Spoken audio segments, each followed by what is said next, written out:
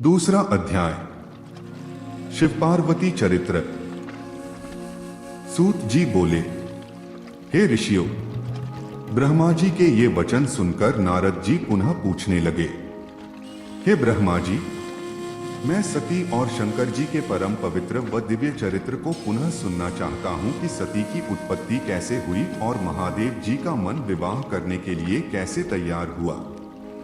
दक्ष से नाराज होकर देवी सती ने अपनी देह को कैसे त्याग दिया और फिर कैसे हिमाचल की पुत्री पार्वती के रूप में जन्म लिया। उनके तप, विवाह, कामनाश आदि की सभी कथाएं मुझे सविस्तार सुनाने की कृपा करें।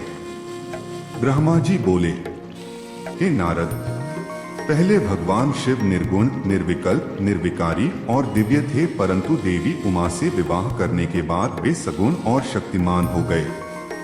उनके बाएं अंग से ब्रह्मा जी उत्पन्न हुए और दाएं अंग से विष्णु उत्पन्न हुए। तभी से भगवान सदाशिव के तीन रूप ब्रह्मा, विष्णु और रुद्र सृष्टिकर्ता, पालनकर्ता और संहारकर्ता के रूप में विख्यात हुए। उनकी आराधना करते हुए मैं सुरासुर सहित मनुष्य आदि जीवों की रचना करने लगा। मैंने सभी जातियों का निर्माण किया। मैंने ही मरीच, अत्रि, पुलह, पुलस्त्य, अंगिरा, क्रतु, वशिष्ठ, नारद, दक्ष और भृगु की उत्पत्ति की और ये मेरे मानस पुत्र कहलाए। तत्पश्चात मेरे मन में माया का मोह उत्पन्न होने लगा। तब मेरे हृदय से अत्यंत मनोहारी और सुंदर रूप वाली नारी प्रकट हुई। उसका नाम संध्या था। वह दिन में क्षीण होती, परंतु रात में उसका रूप सौंदर्य और निखर जाता था। वह सायं संध्या ही थी। संध्या निरंतर मंत्र का जाप करती थी। उसके सौंदर्य से ऋषि मुनियों का मन भी भ्रमित हो जाता था। इसी प्रकार मेरे मन से एक मनोहर रूप वाला पुरुष भी प्रकट हुआ। वह अत्यंत सुंदर और अद्भुत रूप वाला था। उसके शरीर का मध्य भाग पतला था। वह काले बालों से युक्त था। उसके दांत सफेद मोतियों से चमक रहे थे।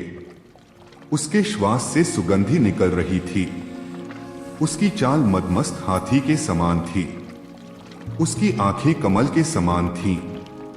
उसके अंगों में लगे केसर की सुगंध नासिका को तृप्त कर रही थी। तभी उस रूपवान पुरुष ने विनयपूर्वक अपने सिर को मुझ ब्रह्मा के सामने झुकाकर मुझे प्रणाम किया और मेरी बहुत स्तुति की। वह पुरुष बोला, ब्रह्मा, आप अत्यंत शक्तिशाली हैं। आपने ही मेरी उत्पत्ति की है। प्रभु मुझ पर कृपा करें और मेरे योग्य काम मुझे बताएं ताकि मैं आपकी आज्ञा से उस कार्य को पूरा कर सकूं। ब्रह्मा जी ने कहा, हे भद्र पुरुष, तुम सनातनी सृष्टि उत्पन्न करो। तुम अपने इसी स्वरूप में फूल के 5 बाणों से स्त्रियों और पुरुषों को मोहित करो।